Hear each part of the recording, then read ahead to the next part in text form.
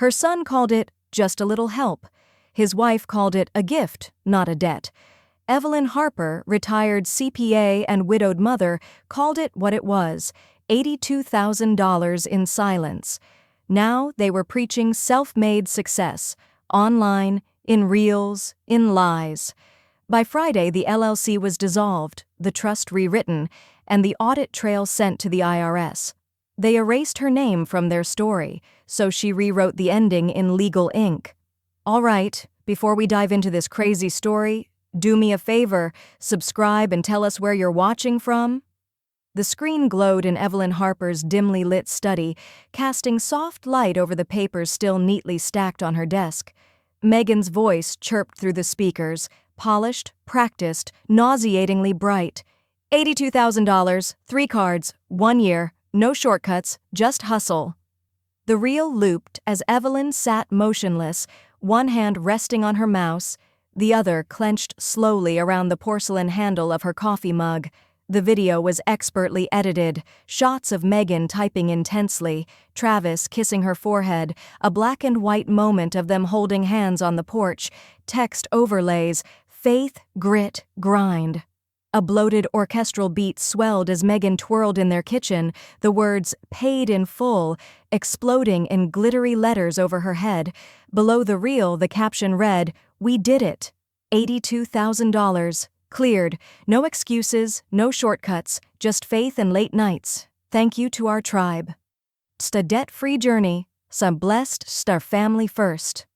Evelyn's mouth tasted of copper. She scrolled down, slowly, deliberately. "Proud of us. Hard work pays off. You two are the blueprint." And then Travis, resharing it on his feed with the added words, "No safety nets. Just sweat equity." Her hand trembled now. A flicker, then a full tremor. She placed the mug down, gently, too gently. The clink against the glass coaster sounded louder than it should have. No mention of her, not in the video, not in the caption, not even a text message before the post went live. She reached for her desktop keyboard, her fingertips pressing methodically. Documents, personal, Harper family bailouts, 2022. A folder she'd created quietly and kept encrypted. Inside, rows of PDFs, wire transfer confirmations, notes from phone calls, emails from Travis marked urgent in all caps. Her eyes landed on one in particular, April 12, 2022. She remembered that night well. Megan had been crying on speakerphone, blaming the economy, the market, her anxiety. Travis had stayed silent until the end, finally asking, "Could you just float it this once?" Float it. That single transfer had been $27,500, one of 5. Evelyn clicked open the ledger. The spreadsheet scrolled down, precise as her memory. Every amount, every date, every quiet rescue tallied with the kind of discipline Evelyn had built her career on. She hadn't needed recognition. She'd needed them to stand up again. But now, standing alone in a room filled with their smiling photos, she saw the truth. They hadn't stood on their own. They'd stood on her, and erased the evidence. Across the room, the framed photo of the 3 of them, Christmas 2020, smiled down from the wall. Evelyn crossed to it. Her footsteps padded silent against the oak floors. She took the frame down without hesitation. The smile on Megan's face in the photo had always seemed too wide. Now it looked smug. She set the frame face down in the hallway credenza. Her phone vibrated once. A new notification from Megan's account. Live now. Debt-free life Q&A. Ask us anything. Evelyn didn't open it. Instead, she reached for her laptop again. The edges of her fury had cooled into something sharper now, something administrative, controlled. She opened her email, selected Bethany's contact. Bethany Kessler, estate attorney of 15 years, keeper of every clause Evelyn had once hoped would never be invoked. Subject: Activate full removal clause. Body: no text. She hit send. Outside, a lawnmower buzzed in the distance, its blade sputtering like a dull saw against a stubborn root. Evelyn closed her eyes for one breath, long and centered. The lie had gone public. So now the correction would too. The printer groaned like it resented the job. 1 page at a time, it spit out the truth. Wire confirmations, transfer receipts, subject lines that began with, "Can you help?" and ended with $signs. Evelyn stood barefoot on the cold tile of her kitchen, arms crossed, eyes sharp. The rhythmic hiss and click of the printer filled the silence like a metronome keeping time with her pulse. Page 21 rolled out, then 22. Each sheet fell into a neat stack beside the laptop, like an accusation whispered in paper form. She didn't rush. She'd learned long ago, during a bitter audit at the firm in '89, that speed could ruin clarity. Precision was power. She opened a fresh document, typed a clean, unflinching title at the top, "Where Credit is Due," bold 16-point font, centered. She attached each image and PDF, ordered by date and cross-referenced by memo, a digital breadcrumb trail of silent rescues they now pretended never happened. A soft chime echoed from her iPad. Megan's podcast alert. New episode, How We Bought Back Our Future, a Debt-Free Journey. Evelyn didn't play it immediately. She stared at the title, her jaw tightening as though her teeth were pressing against more than each other, against memory, against betrayal, against the unbearable cheerfulness Megan wrapped around things that weren't hers. Finally, she hit play. Megan's voice poured through the speaker, all honeyed confidence. "We just had to shift our mindset, stop thinking someone would come save us." Evelyn's fingers curled into fists at her sides. Megan continued, breezy and bright. "You have to dig yourself out. No one's coming. We built every step ourselves." Built herself. But Evelyn remembered Megan's voice cracking over the phone last year, remembered Travis's voice low and serious. "If we default, we lose the house. We just need a cushion." She remembered the cushion, $12,400 wired at 2:03 a.m., processed through Evelyn's account first so it wouldn't flag their already maxed-out card. Megan never even said thank you. Evelyn told herself it didn't matter, but now it did. Evelyn pulled the freshly printed stack into a file sleeve, crisp, black, with no label. She slid it into her leather-bound binder, locked it with a brass clip, and then, without drama, stood and walked into the hallway. The first photo she reached for was their anniversary portrait, Travis and Megan's, not hers.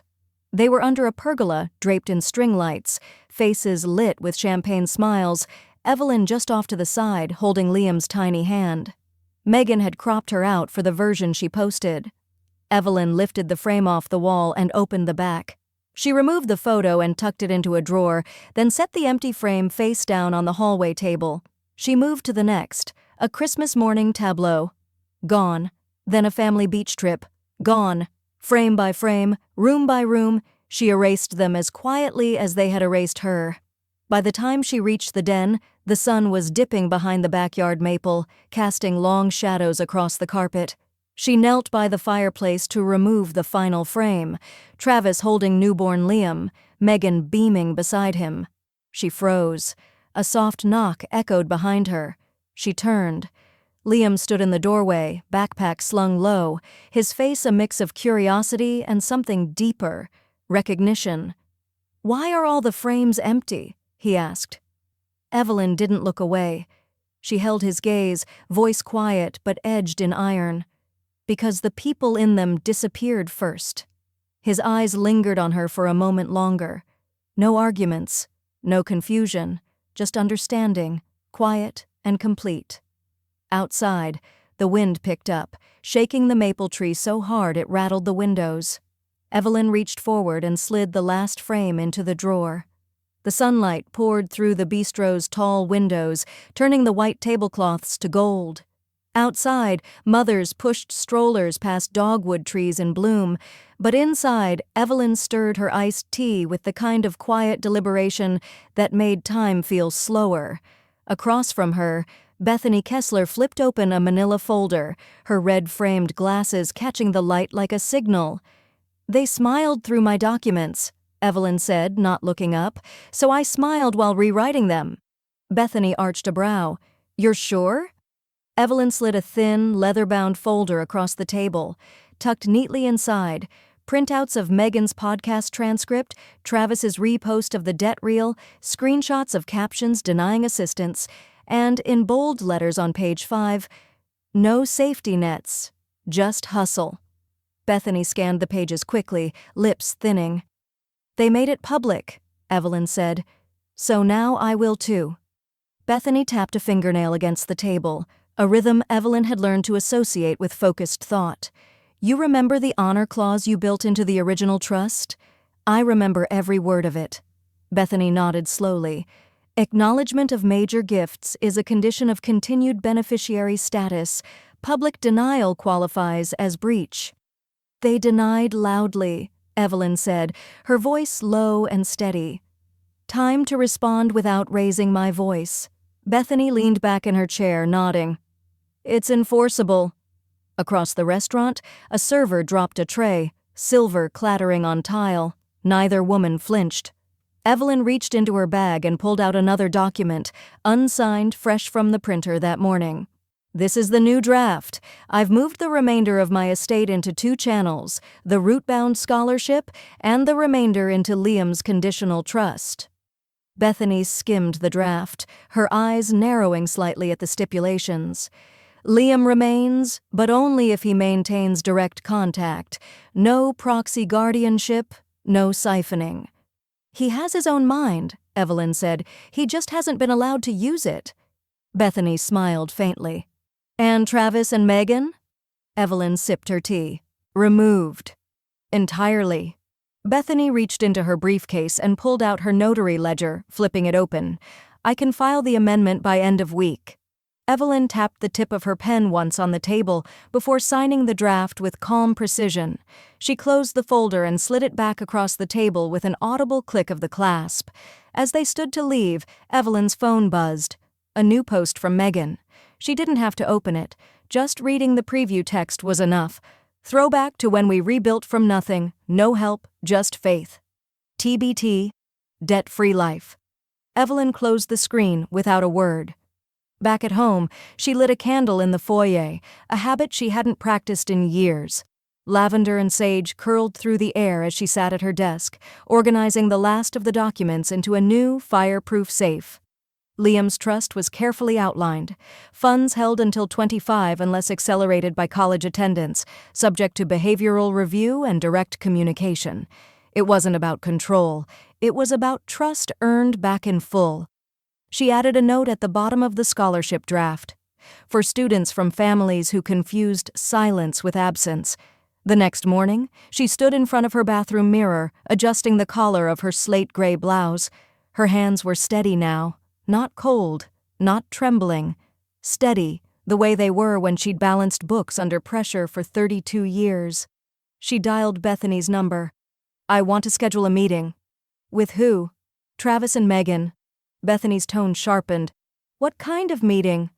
"One they'll think is about inclusion," Evelyn said. "I want it at the notary office on Maplewood, neutral, formal. Let's see if they still smile when the ink's in front of them." Bethany was silent for a moment. Then, "I'll make the call." Evelyn hung up and watched herself in the mirror. She smiled, but it wasn't warm. The ticking wall clock sounded louder than it should have in a room full of silence and polished wood. Evelyn sat with her hands folded, her spine perfectly straight in the high-back leather chair. Across from her, a second chair remained empty, reserved. The notary office on Maplewood was sterile, neutral, and deliberately impersonal, just how she wanted it. A faint scent of lemon-scented cleaner lingered in the air. Bethany sat beside her, flipping idly through the revised trust packet, one finger tapping the signature page like a countdown drumbeat. The door opened abruptly. Laughter came in first. Megan's voice rang out as she entered, phone in hand. "Sorry, traffic was... Oh, are we already starting?" She wore white, of course, draped floaty fabric cinched with a gold belt, hair styled just loose enough to look expensive. Travis followed, blazer over a t-shirt, phone still in his pocket from checking the stock market 3 times on the drive over. "Mom?" Travis smiled, taking a seat as if this were brunch. "What's this all about?"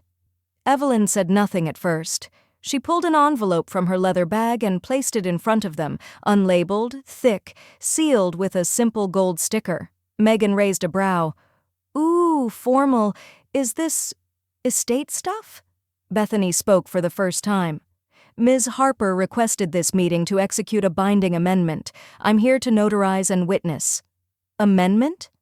Travis blinked. Evelyn gestured to the envelope. "Go ahead." Travis broke the seal and pulled the document stack free. 34 crisp pages. Megan leaned in beside him as his eyes scanned the first page. "Transfer records," he muttered. Each page bared a date, a bank logo, a memo field. Home loan cushion, card payoff, medical bill float, cash emergency request. Timestamps, notes, a precise financial narrative. Megan's mouth tightened as she whispered, "You kept all this?" Evelyn finally looked up, her gaze cool. "You posted your truth. Here's mine." Travis flipped another page, then another. "You were tracking all of it?" "You were spending all of it," Evelyn replied. Megan reached for the last page and found the spreadsheet's total, $82,000.44. She hissed through her teeth. "I thought this was about the will," Travis said, his voice flattening. "It is," Bethany said, placing a gloved finger on the trust summary in front of her. "This document executes the removal of both of you from the Harper Master Trust, effective immediately." "What?" Megan's voice pitched, eyes darting to Travis. "Due to public misrepresentation," Bethany continued unshaken, "and per the enforceable honor clause, your beneficiary status has been rescinded." "You're serious," Travis said, quieter now. Evelyn opened a smaller folder and removed a single sheet. She slid it across the table. "Here's the signed clause. Paragraph 6, line 3. Any public denial of financial assistance in text, audio, or visual media will void future rights to Harper family assets unless corrected within 30 days. It's been 62. Travis looked pale now. Megan sat back, arms crossed tight against her body. Like armor. "We didn't mean that literally," she snapped. "It was for the image." Evelyn blinked slowly. "And this is for the reality." Bethany placed the amended document onto the table, rotated it toward Evelyn, and handed her the pen. With one fluid motion, Evelyn signed her name, the final stroke of the N dragging slightly before the ink dried. Bethany stamped the seal beside it, gold, permanent, embossed. "Effective now," she said. The sound of the stamp hitting the page echoed across the room. Travis's voice cracked. "You don't mean this." Evelyn stood calmly. "You wanted independence. Now you have it." Bethany slid a certified copy across the table for them to keep. Megan didn't touch it. Her hands remained tightly folded, nails digging into the sleeves of her blouse. As Evelyn walked toward the door, she heard Megan whisper behind her. "You said she'd never pull the trigger." They called her a backup, a fallback. A quiet reserve they assumed would always be there, waiting in silence behind the curtain of their spotlight. That morning, Evelyn called the bank. The Harper LLC wasn't just a family asset, it was the backbone of Travis's polished, debt-defying life. Created originally as a generational cushion, it functioned like an umbrella. Discreet, protective, and built entirely from Evelyn's post-retirement investments. Travis had used it to inflate his credit score, secure lines of funding, and co-sign for the soft money he claimed came from angel investors. Evelyn sat at her desk, her left hand tracing the curve of her coffee mug, while her right clicked open the final dissolution file from Howard's encrypted portal. Authorization code EH0613LTC. Subject, immediate dissolution of Harper Family LLC, reason for termination, breach of internal trust clause, misuse of assets, unreciprocated dependency. Howard's voice on speaker was firm, unhurried. "Once I file this, Travis's linked business line collapses. His revolving credit tied to the LLC disappears. We have 5 co-signed vendor accounts that will also be notified." "Do it," Evelyn said without pause. "You understand he'll come to you first." "Let him. I'll be quieter than the bank is." She ended the call and hit send on the file. 34 seconds later, The LLC that had quietly carried Travis through 3 years of self-made growth was gone. Like a current under the ice, powerful, invisible, and now withdrawn. Across town, at a cafe-turned-co-working space with Edison bulbs and overhyped lattes, Travis sat in a leather booth, oblivious to the shift beneath his feet. Megan, meanwhile, was already spinning the public version. She posted a selfie in front of her office mirror, dressed in muted sage and ivory tones, coffee cup in hand. Caption: "Minor funding hiccup, all under control. Real growth takes grit. We're pivot queen, your resilience mindset." Evelyn didn't comment. She didn't share. She didn't text. She simply opened a manila envelope in her home office, took out the glossy scholarship packet for the Rootbound Fund's first candidate, and snapped a single photo. Her hand held the edge of the folder. The logo, a small tree with deep roots and no branches, clear in the frame. She texted it to Liam with no caption. 10 minutes passed. Then his reply arrived. "Liam, I understand more than they think I do." She smiled at that. Not with pride, but with relief. Back downtown, Travis stood in front of a Chase business banker who had just finished typing something into his terminal. "I'm sorry," the man said, blinking at the screen. "The co-signing entity on this line no longer exists. Your remaining balance is now subject to individual assessment." Travis frowned. "What does that even mean?" "It means your credit line is frozen, sir. The funds you've used are still owed, but nothing additional can be drawn." "But that's a family LLC. My mother—" "It's been dissolved today. Paperwork just hit our system." Travis's pulse ticked in his temple. "There has to be a mistake." The banker leaned back slightly. "I'd suggest you speak directly with the dissolving party." He did. He called her 3 times. Evelyn didn't pick up. Instead, she stepped outside onto her porch with a cup of hibiscus tea, the air thick with the smell of wet grass from that morning's rain. Her wind chimes jingled gently as a breeze rolled across the yard, tugging the leaves of the maple tree like whispers passing through memory. She didn't need to say a word. That evening, at an influencer dinner hosted at a boutique event space in East Nashville, Megan arrived in a black silk blazer and heels, sharp enough to cut through small talk. The room buzzed with cameras, laughter, and catered hors d'oeuvres. She reached the wine station, handed over her branded business card to tap for payment.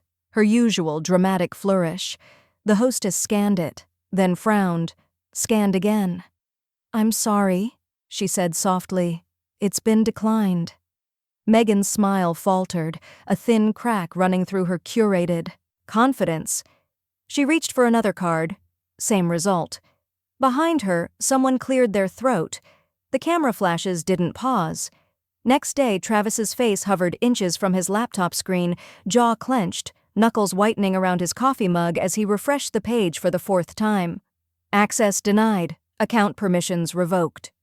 He blinked, hit refresh again. Same message, again and again. From across the kitchen island, Megan barely glanced up from her phone. "Try the app," she mumbled. "Maybe it's a sync issue."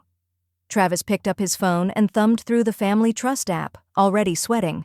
1 tap, 2. The screen loaded, then froze. Then, session expired. User privileges restricted. He stared at the message. What the hell? A new text came in. From Evelyn. No preamble, no punctuation. Not a glitch, just clarity. He dropped the phone onto the counter like it had burned him. Megan stood straighter, her fake calm mask peeling at the edges. "What did she say?" "She's cutting us off," he said, voice hollow. Megan's face twisted, not in surprise, but in fury. "So that's it? Just shuts the door and changes the locks? That's not legal." "She's not stupid, Megan. You think she didn't plan this?" Megan turned away sharply, walking toward the window, her heels clicking like teeth chattering against marble. "I'm not letting her write our story," she snapped. "She wants to play games? Fine, I'll pivot." Later that day, Megan sat down in her faux home office set, ring light on, dried eucalyptus arranged behind her like curated ambition. She hit record. "Hey, tribe," she began sweetly. eyes glassy from effort. Today I want to talk about how we overcame sudden instability and why debt recovery is about mindset, not just money. She titled the video, "From Rock Bottom to Real Talk, How I'm Building Back Better." What she didn't know was that someone else had already pressed post. A former vendor, one who had once been paid late, dismissed rudely and forgotten, had held on to receipts Evelyn sent him directly when clearing Megan's invoice with LLC funds. He'd been CC'd on the wrong email once. He'd kept it. That vendor, tired of seeing her peddle empowerment through dishonesty, uploaded 3 screenshots and 2 bank receipts to a public thread titled, "So this is what self-made looks like?" The post caught fire. By evening, Twitter was swarming. Wait, didn't her MIL pay off the debt she brags about? So, the truth just got exposed? Screenshots don't lie. Megan's video had barely reached 5,000 views. The thread calling her out had over 112,000 impressions and climbing. Inside Evelyn's house, none of this showed. No screens, no sound, no vindictive grin. She sat at her kitchen table, shelling peas into a white ceramic bowl while NPR murmured softly in the background. The air smelled of lemon balm in late spring. Her phone vibrated quietly beside her. Liam Harper. She opened the text. There was no message. Just a photo. A hand-drawn sketch, clearly scanned and printed on soft cream paper. At the center, a tree. Wide base, gnarled bark. No leaves, no branches. Just thick, deep roots wrapping into the earth like veins. Beneath it, in block letters, were 4 words. Some things hold. Still. Evelyn placed a hand over the drawing, her palm absorbing the quiet strength of it. No hashtags, no applause, just acknowledgement. She folded the paper once and slipped it into the drawer where she kept important things that didn't need a spotlight. Outside, the wind rattled the trees. Somewhere in the distance, a phone buzzed with a dozen missed calls. The library was nearly empty, save for the slow turn of ceiling fans above and the occasional soft scrape of a chair against the polished floor. Afternoon light filtered in through tall windows, warming the spines of books like sunlit prayer. Evelyn waited in the back corner, history and government, at a table surrounded by shelves of quiet truths. She looked up as Liam approached, shoulders square beneath a faded hoodie, his backpack slung low. 16 years old, but in his eyes, calculation, depth, and something most adults didn't recognize in teenagers, loyalty without performance. He slid into the seat across from her without needing a prompt. "You got my sketch?" he asked, voice low. Evelyn smiled softly. "It's in my desk drawer, between the power of attorney papers and my favorite peppermint tea." Liam smirked, then looked down at his hands. "I didn't draw it for sympathy. I didn't keep it for decoration." They sat in comfortable silence. A librarian passed slowly by in the next aisle, pushing a cart. The faint scent of binding glue and aged paper lingered around them, grounding the moment in something both ancient and living. Evelyn slid a folder across the table, navy blue with a bronze tree embossed in the corner. "This is for you," she said. "It's called the Root-Bound Fund. It's a private trust. Your name is the only beneficiary." Liam didn't touch. Not at first.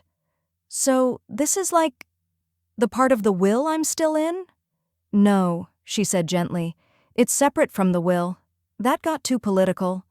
He raised his eyes to meet hers, something flickering behind them. "Why are you doing this just for me?" She folded her hands in front of her. "Because they chopped the branches, Liam. But I protected the roots." He opened the folder. Inside, a copy of the fund's terms, a modest but meaningful account overview, and a sealed envelope with his name handwritten across it. "What's in there?" "A letter," she said. "To be opened on your 18th birthday. If I'm here, we'll read it together. If I'm not, it'll say everything I haven't yet." He ran his thumb along the envelope's edge but didn't open it. "I've seen how they use you," he said, voice tightening. "The way they talk about you when they think I'm not listening. I won't be part of that." Evelyn blinked, but the tears didn't come, only warmth. I don't need promises, she said. Just choices. Make your own. His eyes scanned the fund papers, then paused. Conditional release at 25 or earlier with a college acceptance and personal letter. No guardian access. Correct, she said. Liam exhaled, relieved, not overwhelmed. Thank you. For trusting me more than them. Evelyn leaned forward. It wasn't a difficult decision. As they packed up, the library intercom chimed softly, announcing the building's early closure for staff training. They walked out together, side by side.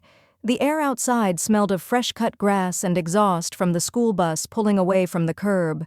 Before he left, Liam turned to her. Whatever they say next, don't believe it. I stopped believing them months ago, she said. Later that night, as Evelyn folded laundry with NPR humming low in the background, her phone vibrated once on the countertop. She wiped her hands on a dish towel and picked it up. One missed call. Travis. No voicemail, no text.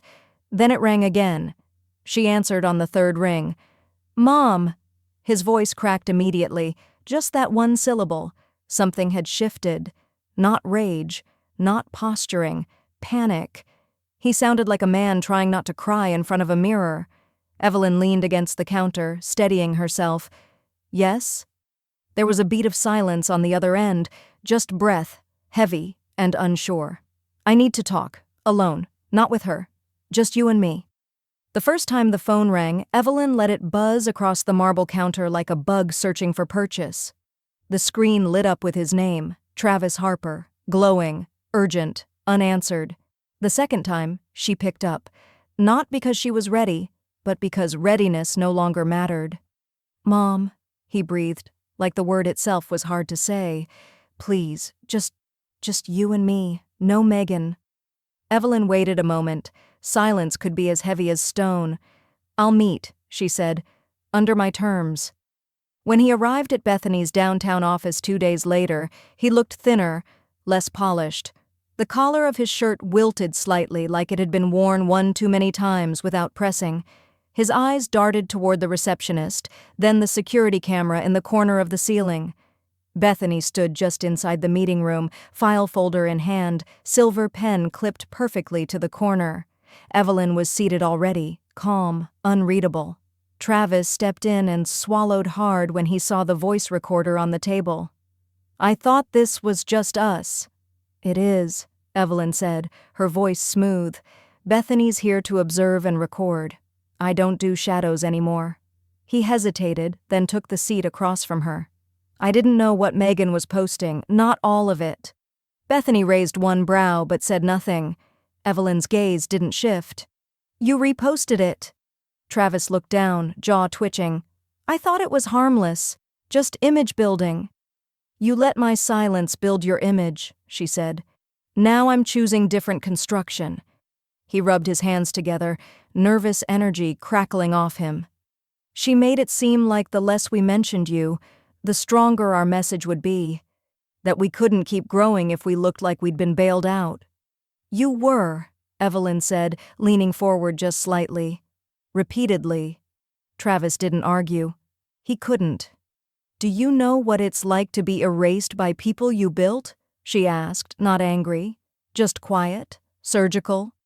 To watch them curate a version of the truth while pretending the scaffolding you gave them never existed? His eyes flicked up to meet hers, red-rimmed.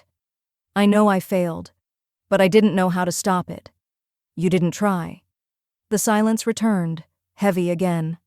Bethany clicked her pen once, then placed it neatly beside her. Evelyn opened a small black binder and slid a single sheet across the table. A fresh ledger. Blank. Columns for date, source, amount, memo. What's this? He asked.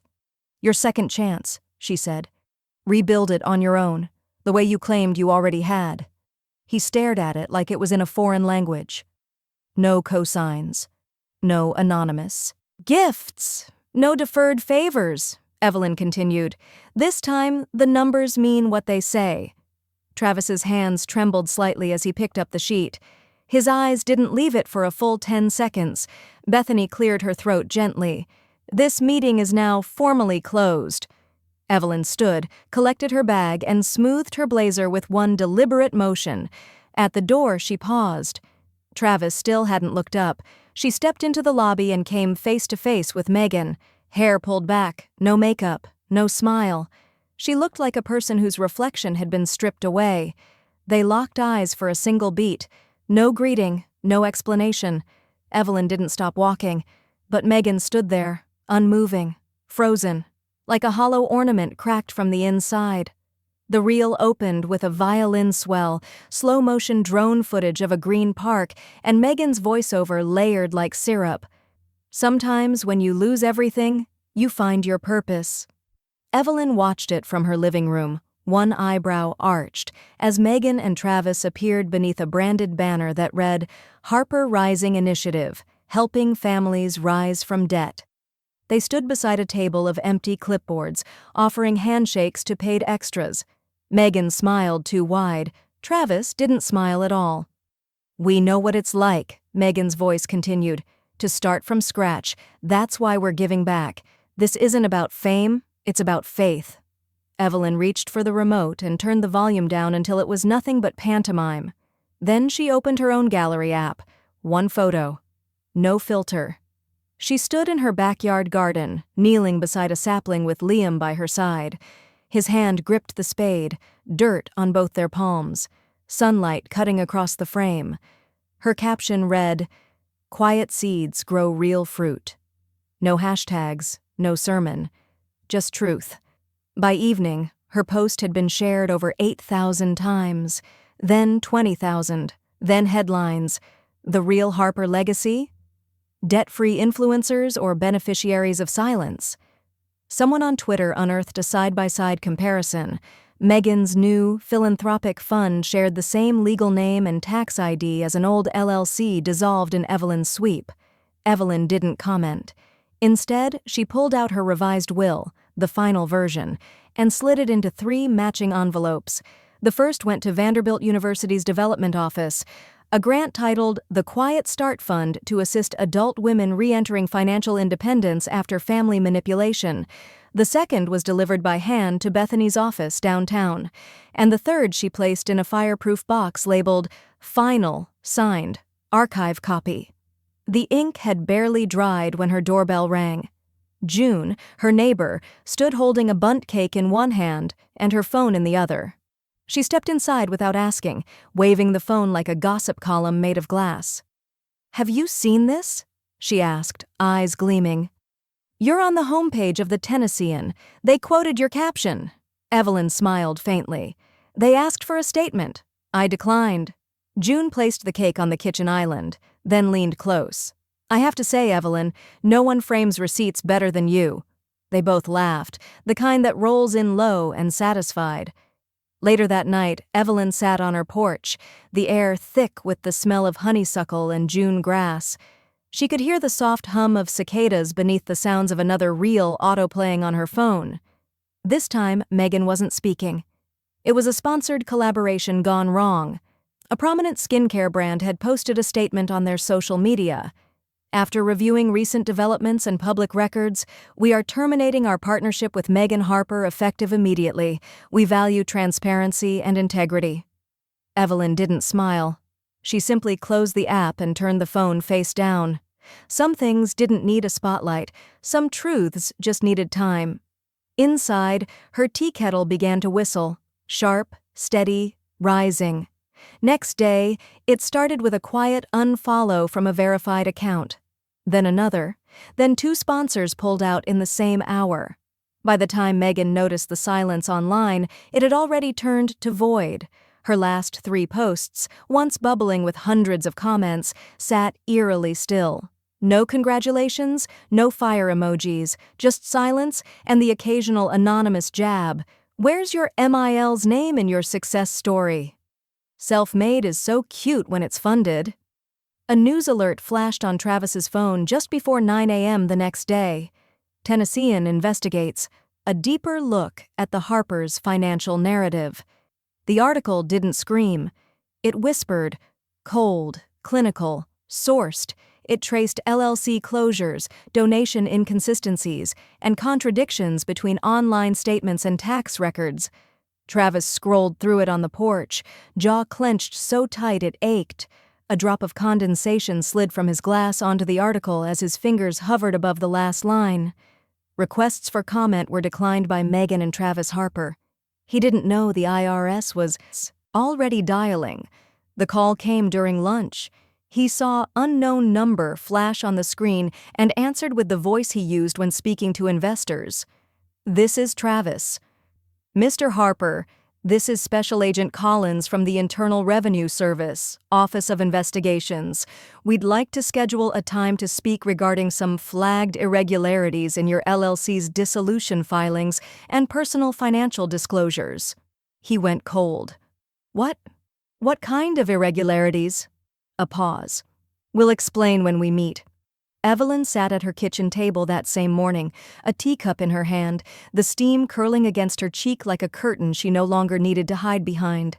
Across from her lay a manila envelope containing a single page, her acceptance to the Davidson Financial Advocacy Board for Senior Women. She'd written the application the night after the tree planting with Liam. No dramatic mission statement, just clean facts. 3 decades in finance, 0 tolerance for silence disguised as dignity. She was in. Her first meeting was scheduled for Friday. Meanwhile, Megan was unraveling in the shadows. Unable to control the narrative online, she turned to the one place she still had unfiltered access, Evelyn's DMS. The messages came in bursts: midday, 2 a.m. Then again at 5:07 a.m. after an Instagram reel of Evelyn's tree planting went viral. Again. "Megan, DM. You really couldn't just let us have one thing? You've always resented me, admit it. You knew we were building something, you just wanted to destroy it." Evelyn didn't respond. She didn't delete them either. She forwarded each one to a private folder in her archive titled Containment. Bethany had once told her, "Let the emotional chaos show itself, document every drip. No need to play offense when they're melting in the open." That advice had aged like wine. Evelyn met with Howard later that week. They sat in his sleek office with panoramic views of downtown Nashville. The air smelled of leather and clean paper, the kind of place where numbers went to live forever. "She's spiraling," Howard said, after reviewing the printed DMS. "They may try to file something retaliatory, defamation, interference, whatever they can call it." Evelyn didn't blink. "Let them," she said, voice even. Howard studied her, brow raised. "You have more prepared?" She reached into her satchel, pulled out a red file folder and placed it gently on the table. Its spine was worn, its edges creased. "I have one more folder they haven't seen." Evelyn had labeled it red file not for drama, but for discipline. Red meant stop, red meant caution, red meant only open when silence no longer protects. She hadn't opened it in nearly a year, not since the night Megan's voice had crackled through her Bluetooth speaker during a phone call she didn't know Evelyn had recorded, mocking, laughing. "She thinks helping us makes her holy, like some budget saint with a spreadsheet." The file was fireproof, fingerprint locked, and stored in a narrow cabinet beneath a false bottom drawer. Evelyn pulled it out now, her fingers steady as they clicked open the lid and lifted the tab. The smell of fresh paper and old ink drifted up, recorded history bound by trusts that had been broken page by page. Inside, timestamps. Each wire transfer aligned to an email, screenshots, DMs from Megan joking about the Old Woman's Rescue Fund, audio clips, a mic'd voicemail. Travis left late one night, half drunk, half bitter. We don't owe her a lifetime subscription to gratitude. Phone recording transcript. Megan on speaker during a planning call. "Evelyn's the kind of person who pays the bill just so she can frame it. Let her. No one cares." They'd laughed. She hadn't. Evelyn placed the folder on Bethany's desk. "This is your insurance policy. You won't need to exaggerate a word. It's all there." Bethany's brows lifted as she flipped through the first few pages, eyes scanning the cross-referenced ledger Evelyn had built like a slow-burning fuse. "This," she said, "is more thorough than most criminal depositions." Evelyn gave a small shrug. I was a finance manager for 32 years. Organization was the only way to survive. Bethany tapped the cover closed. If they file, we won't just respond, we'll end it. Outside the law office, the air had the sticky heat of pre-storm weather, humid, heavy, humming with tension. Evelyn stood under the awning for a moment before walking to her car, pulling out her phone as she sat behind the wheel. She opened her investment app, navigated to her final 401k, and initiated the transfer to the root-bound fund, Liam's trust. All of it. No hesitation. The confirmation screen glowed green. Transfer complete. Back home, Evelyn brewed peppermint tea and watered her houseplants with the kettle still warm. Her life, once wrapped around other people's narratives, had settled into stillness that no longer felt like waiting. Later that evening, her email pinged with a subject: Line, feature opportunity, your story on financial boundaries. It was from a trending finance podcast, Generational Gold, requesting an exclusive interview. Evelyn read it twice, then replied with 3 words: let the work speak. No link, no pitch, no smile emoji. 3 days passed. Then Bethany called. She's suing. Evelyn didn't blink. On what grounds? Emotional damage, financial interference, claims you weaponized generosity to sabotage their public image and personal business. Evelyn turned toward her office window as rain began to fall, tapping the glass in slow, steady rhythms. Beyond the maple tree, a squirrel darted across the fence line, wild, unaware of the battles humans named in court. Let her sue, Evelyn said calmly. We both know what truth looks like on paper. Bethany exhaled. It's war now.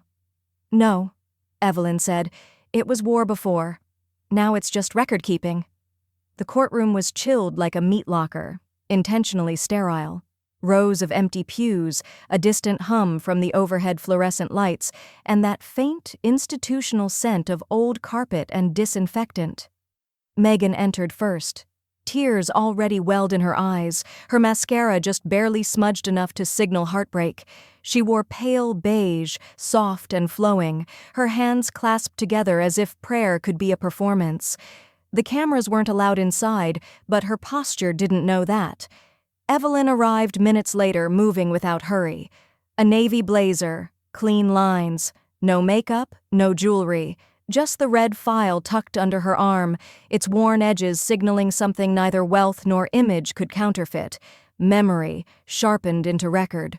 Bethany was already seated at their table, her glasses low on her nose, her legal pad squared against the grain of the wood.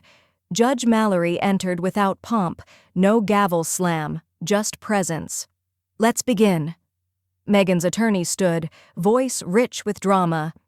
Your Honor, my client has suffered severe emotional distress, reputational damage, and loss of income due to the defendant's deliberate and public actions. Mrs. Harper used her position of financial power to interfere with my client's livelihood. The judge nodded once. Continue. She not only froze access to funds with no warning, but engaged in what we would describe as reputational sabotage, leaking documents, encouraging defamation, and intentionally dismantling support systems that were crucial to my client's business. Megan sniffled, dabbing her eyes with a monogrammed tissue. Bethany rose slowly, the red folder in her hand like a quiet metronome. She didn't raise her voice. Your Honor, what we have here is not a case of interference. It is a case of transparency. My client has brought forward 34 pages of time-stamped financial transfers, audio transcripts of recorded calls, screenshots of publicly posted misinformation, and a pattern of revisionist storytelling that directly contradicts financial records. She opened the red folder. Evelyn didn't flinch. Bethany laid out the evidence one piece at a time, the wire confirmations, the clip of Megan's podcast denying assistance, a transcript of Megan's call mocking Evelyn's idiot generosity, a copy of the Harper LLC dissolution, signed and lawful. She wasn't interfering, Bethany said, her voice cool. She was correcting the record. Megan shifted in her seat, her jaw twitching. The judge reviewed each piece without pause, without drama, without indulgence. After 20 minutes of silence broken only by rustling paper and pen strokes, Judge Mallory looked up. "This court finds no basis for your claims," he said to Megan. Not only was the defendant within her legal and financial rights, but the plaintiff's documentation shows a troubling lack of transparency. This case is dismissed. He turned back toward Megan's counsel. Further attempts to manipulate the legal system with emotional leverage and unsupported allegations may result in sanctions.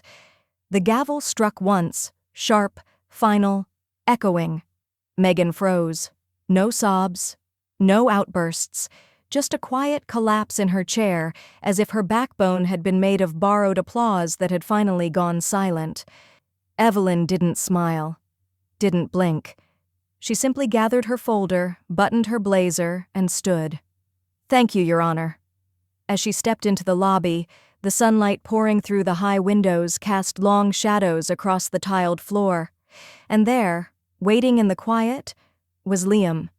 He walked straight up to her and wrapped his arms around her, not tightly, but wholly. "You didn't just teach me money," he said, voice muffled against her shoulder. "You taught me when to walk." Evelyn closed her eyes. Not to cry, just to remember the moment. That night at home, she poured herself a cup of chamomile tea and sat beside her desk, flipping through handwritten letters from early scholarship applicants. An email pinged. She opened it. Subject: Match confirmation. New contributor. Body: An anonymous donor has offered to match 100% of this year's Rootbound Fund Awards. Your mission is growing. Keep planting. She stared at the screen, a twist she hadn't seen coming. The folding chairs weren't fancy. Just gray steel lined in neat rows across the church fellowship hall Evelyn had rented on a quiet Wednesday morning.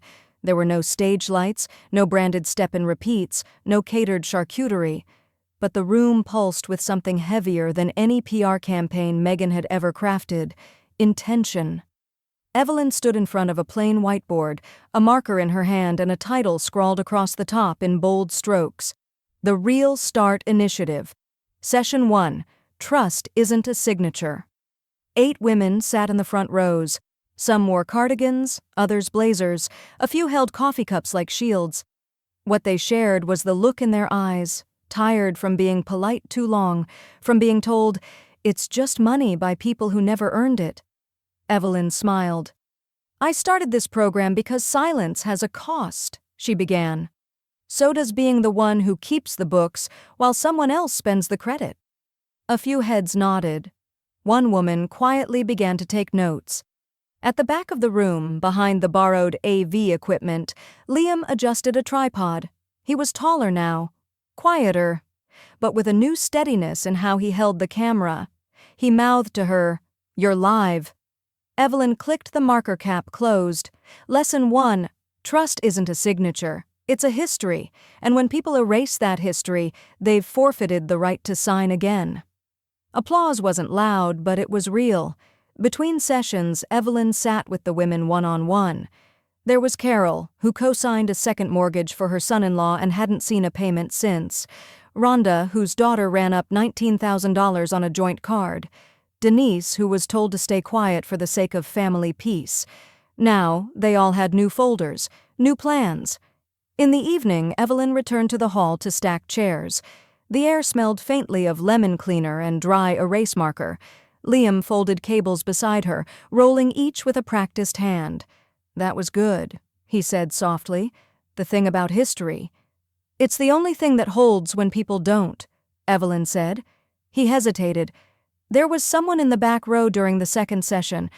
I think it was—" Before he finished, she looked up and saw Travis. He stood near the exit, hands in his pockets. His hair was unkempt, his expression stripped bare of calculation. He didn't wave, didn't approach, just stood there. Evelyn gave him a single nod. He nodded back, and then left. No apology, no speech, just presence. It wasn't redemption, but it was something. Later that night, Evelyn found the news online. Megan Harper files for Chapter 7 bankruptcy. No public statement. Comments disabled. The headline sat beneath a gallery of their old photos, the smiling porch reels, the faux "we did it debt-free" post. Now it all looked brittle. But Evelyn didn't gloat. She watered her ferns, filed new applications from senior women across the county, wrote thank you cards to volunteers, then sat down to log attendance and update curriculum notes. That's when she saw the envelope. Cream, hand-addressed, tucked between flyers and donation slips. Liam's name in the return corner, neat print. She opened it slowly, the paper thick, official. Congratulations. We are pleased to inform you of your acceptance to the University of North Carolina. Your application stood out for its maturity, clarity of purpose, and evident integrity. Evelyn exhaled, not because it surprised her, but because it mattered. Liam had been watching the whole time, and now he was walking forward on his own. She placed the letter on her desk, beside a framed copy of the Rootbound Fund mission statement. Not in a shrine, not for display, just for her. The pen barely made a sound as it slid across the page, but Evelyn felt it like a key turning in a long-locked door. One signature, one stroke, a lifetime of cleanup distilled into ink. Bethany slid the newly signed irrevocable trust across the table, tapping twice with one crimson-painted nail. It's done. Liam, the Real Start Initiative, and Howard as executor. No other names, not even in footnotes. Evelyn leaned back, exhaling. The conference room smelled faintly of printer toner and eucalyptus from the candle burning discreetly on Bethany's credenza. Clean. Unsentimental. They smiled through the old documents, Evelyn said, folding her reading glasses. So I signed a new future. Bethany gave a slow, knowing nod. This one no one can edit, filter, or post around. Outside, the wind was picking up, rattling the potted ferns on the balcony. Evelyn tucked the signed originals into her briefcase and rose. That evening, she cleared the old trust binder off the top shelf of her hallway closet. It was heavy, leather-bound, monogrammed in gold, full of tabs and legacy they'd once begged her to build. She took it to the fire pit in her backyard. One page at a time, she fed it into the flames. Medical. Waivers, educational expense provisions, the emergency bailout clause she'd once drafted with a mother's optimism. All of it curled black, then blew into the Tennessee twilight. June stood beside her with 2 glasses of red wine, one in each hand. Cheers, she said, handing Evelyn the fuller one. You didn't just delete them, you outlived them. Evelyn clinked her glass, and finally stopped paying interest on ghosts. The fire snapped loudly behind them, smoke spiraling into the dark like old memories dissolving. Later that week, Evelyn began volunteering part-time at the local women's shelter, a quiet place with peeling linoleum floors and a warm receptionist named Deb who offered tea to every woman who walked through the door. Evelyn helped revise their intake forms, taught budgeting to survivors who had never been allowed to touch the checkbook. She didn't speak about her own history. She didn't need to. Her presence was its own story.